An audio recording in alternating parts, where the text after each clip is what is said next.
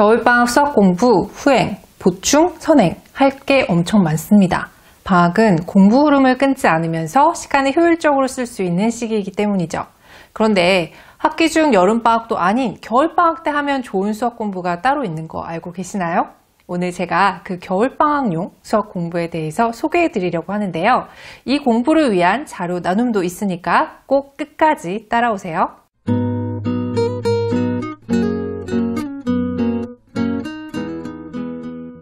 안녕하세요. 대한민국 학부모를 위한 실천적인 교육 전문 채널 교집합 스튜디오의 주단쌤입니다.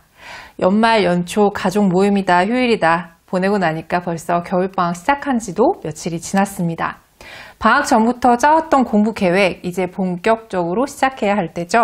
특히 이제 지난 영상으로 딱 3일간 우리 아이를 관찰하신 분이라면 이제 본격적으로 계획된 공부를 시작할 타이밍입니다. 그런데요, 여기 겨울방학용 수학 공부가 하나 더 추가되었으면 좋겠어요. 바로 오늘 소개해드릴 내용인데요. 이 공부도 아이들의 하루 일과 중에 어디에 넣으면 정말 좋을지 한번 고민해 보시면 좋을 것 같아요.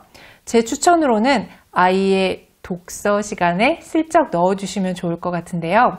공부 계획을 크게 수정하지 않으면서 추가하는 수학 공부, 바로 오늘 수학 동화에 대한 이야기를 시작해 보겠습니다. 수학 동화, 제가 그동안 교집합에서 교과서를 읽어야 한다는 얘기는 종종 했었는데요.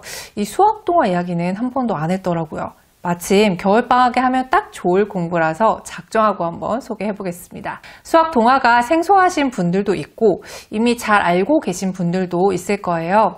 간단하게 말씀드리면 수학 동화란 그림과 이야기를 통해서 수학의 기초를 다지는 데 목적이 있는 아동용 도서입니다. 최근에는 만화의 형태로도 많이 출간되고 있는데요.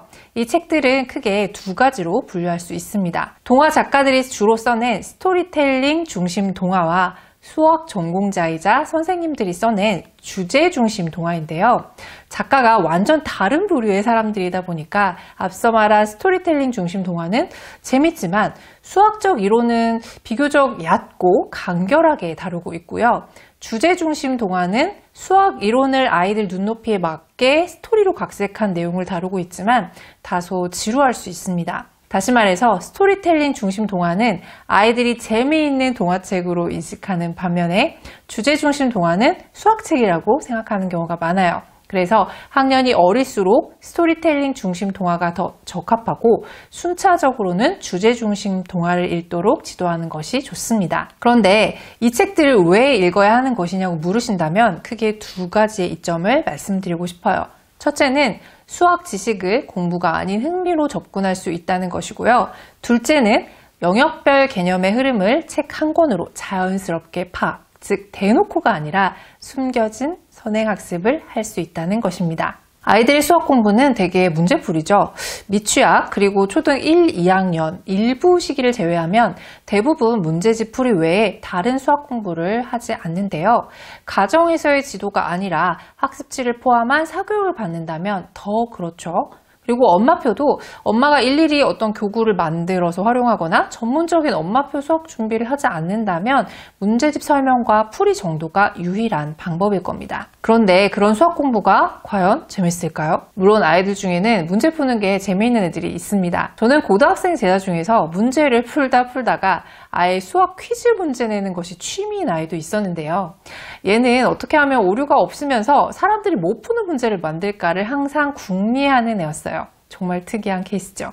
근데 이런 애들이 정말 드물고 나머지는 그냥 푸는 거예요. 숙제니까 시험 봐야 하니까 풀라고 하니까. 근데 여기에 그래도 어디 한번 풀어볼까? 라는 마음이 한 방울쯤 들어가게만 해도 아이들도 수학 문제 푸는 게 덜 괴롭고 어느 사이에 수학이 재밌을 수도 있겠다는 생각을 저는 정말 많이 했습니다. 근데 이건 수학적 원리를 이해하고 그 안에서의 재미를 찾는 순서대로 가능한 일이더라고요. 바로 초중고를 지나가면서 어느 순간 퍼뜩 깨달아지는 그런 순간이 오는 아이들이 있습니다. 이게 그런 거였어? 이런 식으로요. 근데 우리 아이가 그렇게 되려면 꼭 타고나야 할까요? 라고 지금 순간 머릿속에 궁금증이 떠오르시는 분들이 있으실 거예요. 저는요, 모든 아이가 타고나서 수학을 재미있어 한다고 생각하지 않습니다. 이건 어릴 때부터의 노출의 영향이 더 크다고 생각해요. 다시 말해서 재미있을 만한 여지를 겪어본 아이들은 어느 날 수학이 재밌어질 가능성이 그렇지 않은 아이들보다 훨씬 높다는 거죠. 이 재미의 여지는 교구 같은 오감이 자극되는 부분일 수도 있고요. 퀴즈, 멘사 퀴즈나 문제적 남자 이런 데서 나오는 문제류 그런 거에 흥미를 느끼는 아이들도 있습니다. 그리고 마지막으로는 이야기를 통해서 흥미를 느끼는 아이들이 많죠. 저는 잘 쓰여진 수학 동화가 아이의 이런 부분들을 충족시킬 수 있다고 생각합니다. 그래서 초등 저학년 때 스토리텔링 중심 수학 동화 읽기를 적극 추천합니다. 하지만 이런 책들을 읽었다고 해서 무조건 그 안에 수학 개념을 알게 되는 것은 아니에요. 재미는 있죠. 근데 이게 재미로 끝나는 것이 아니라 뭐라도 하나 더 알고 넘어가려면 한 단계가 반드시 필요합니다. 사실 완전 학습까지 하려면 책을 통해서 알게 된 그런 개념을 실제 적용된 문제까지 굳이 찾아서 풀어봐야 합니다. 근데 이게 또 아이들 흥미의 맥을 딱 끊어버리기도 하거든요. 그래서 저는 딱 배운 내용을 어떻게든 자기식으로 정리하는 것까지만 하는 것을 추천합니다. 아이들에 따라서 크게 거부감이 없는 활동이 있을 거예요. 말하기가 편한 아이들, 그림 그리기가 좋은 아이들, 표 만들기, 영상 찍기, 일기 쓰기, 이런 등등이요. 그 중에 저는 백지 쓰기가 가장 자유로운 독후 활동이라고 생각해요. 책을 읽고 나서 테스트가 아니라 그냥 낙서, 무엇이든 적는 것을 목적으로 습관을 들여주시는 거예요. 제가 오늘 이 영상의 더보기를 통해서 요 사진처럼 정리된 193권에 달하는 초중등 수학 영역별 추천 도서 리스트를 드릴 건데요. 이 중에 한 권만 예를 들어서 설명을 해드리자면 10의 보수를 공부할 수 있는 즐거운 이사놀이라는 책이 있습니다. 한 집에 사는 10명의 아이들이 옆집으로 이사하는 내용이에요. 2명 이사 갔는데 그럼 예전 집에는 몇 명이 남았지? 이런 식으로 덧셈 뺄셈 개념을 알게 되는 시기죠. 이 책을 읽고 나서 바둑돌이나 동전을 가지고 10의 보수부터 100의 보수까지도 그리고 만지면서 이렇게 놀 수 있는 여러 가지 방법으로 독후 활동을 하는 거예요. 어떻게 말하면 이 책들은 수학 놀이를 위한 계기가 되는 거죠. 뭔가를 만들어서 하는 거는 정말 어려우니까 그냥 흰 종이에 낙서하듯이 공부해보자는 거예요. 그럼 아이들은 테스트가 아니라 책을 읽고 난 이후에 놀이라고 생각할 수 있게 됩니다. 이런 책들이 중등까지 193권이 들어있는 자료예요. 물론 초등 고학년부터는 스토리텔링형이 아니라 주제 중심 동화의 비중이 높아지면서 조금 딱딱한 내용의 책들도 많습니다. 누가 봐도 제목부터 수학책이네 이렇게 싶은 거예요. 그런데 이 책들은 또 그 나름대로의 의미가 있어요. 수학이 위계가 있는 과목인 건 다 알고 계시죠? 또 하나의 예를 들어보자면 유클리드가 들려주는 기본 도형과 다각형 이야기라는 책이 있는데요. 이 책은 2-1 2학년 1학기 길이재기부터 고등수학의 평면 좌표까지 도형의 기본인 점선면부터 다각형에 이르는 수학의 개념들을 스토리로 풀어냈습니다. 초등아이가 이 책을 본다면 책 내용 전부를 이해할 수는 없어요. 하지만 암기가 아니라 인상 깊게 읽은 책의 내용으로 기억하게 되면 그 학년이 됐을 때 해당 내용을 배울 때 나 옛날에 이거 책에서 본 거였는데 라고 배경 지식으로 개념 이해에 간접적인 도움이 될 수 있습니다. 선행을 한 건 아닌데 자연스럽게 선행 개념을 익히게 되는 경우죠. 수학 동화 자체가 딱 그 학년에 딱 그 개념만 설명하는 게 아니라 연계되는 위아래 학년의 내용이 같이 실려 있기 때문입니다. 또 그렇게 공부하는 것이 전체적인 수학 영역 개념을 연결하는 진짜 방법이기도 하죠. 그래서 제가 추천드리는 자료에서 중등 부분을 초5, 6 겨울방학 때 한번 읽도록 하는 것을 추천합니다. 아무래도 중등 추천책들이 학습과 직접적으로 연계된 주제 중심 동화들이라서요.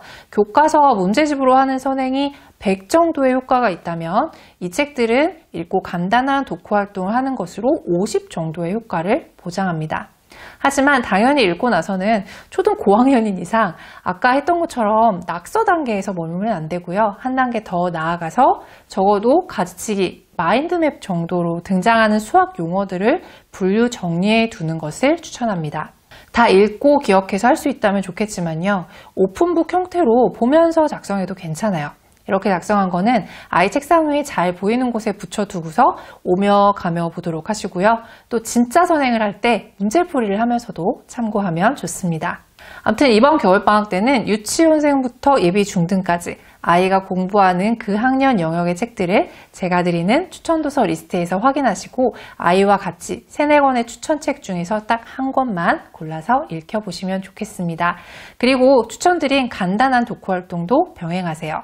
겨울방학은 독서하기 딱 좋은 시기입니다. 이 수학동화 읽는 활동을 수학 공부가 아니라 독서라고 생각하시면 수학 공부량이 늘어나는 것에 대한 부담을 좀 줄이실 수 있을 거예요. 이 책들에 등장하는 수학 어휘를 공부하고 개념 공부하는 방법 더 알고 싶으시다면 저와 권태웅 소장님이 1월 말 출간 예정으로 준비하고 있는 초등 국영수 문해력 책을 기대해 주세요. 엄마가 읽고 이렇게 지도하면 되겠다 생각하고 여러 상황에 밀려 잊어버리는 그런 책이 아니고요. 66일 동안 아이의 문해력, 특히 국영수 중심으로 학습 습관을 만들어주는 실천적인 책입니다. 그때까지는 제가 오늘 말씀드린 것처럼 아이와 고른 수학 동화 읽고 간단한 독후 활동 하고 계세요. 아시겠죠? 더불어 제가 아까 말씀드린 초중등 수학 영역별 추천도서 리스트 자료는 더보기를 통해서 딱 정해진 날짜 동안만 신청을 받겠습니다. 밤 12시까지 신청하시는 분은 다음날 아침에 일괄적으로 메일로 받으실 수 있을 거예요. 마지막으로 1월 중순부터 시작하는 자녀교육 학부모 코칭 과정은 이번 주 수요일에 자세한 날짜와 내용, 신청 방법들을 안내하는 영상이 소개될 예정입니다. 신년 선물로 권태웅 소장님과 제가 금액으로 따지면 꽤 고가의 줌 수업을 무료로 6회에 걸쳐서 선발되신 우리 구독자, 원소분들과 함께 할 예정이니까요. 기대 많이 해주시고 또 가능하신 분들, 격하게 원하시는 분들은 바로바로 신청하시기 바랍니다. 오늘 미리 예고해드리는 거예요. 참 오늘 내용이 많아서 좀 숨갑봤네요. 좋아요와 구독은요, 고민하고 또 고민해서 영상을 만드는 저희에게 정말 큰 힘이 됩니다. 전체 알림 설정은 저희 채널의 영상, 그리고 제가 오늘 드리는 것처럼 이렇게 게릴라식으로 드리는 교육자료 선물을 놓치지 않게끔 해줍니다. 공감 가시는 내용이 있으시면 댓글로 공유해 주시기 바랍니다. 저는 다음에 또 유익한 영상으로 다시 찾아뵐게요. 감사합니다.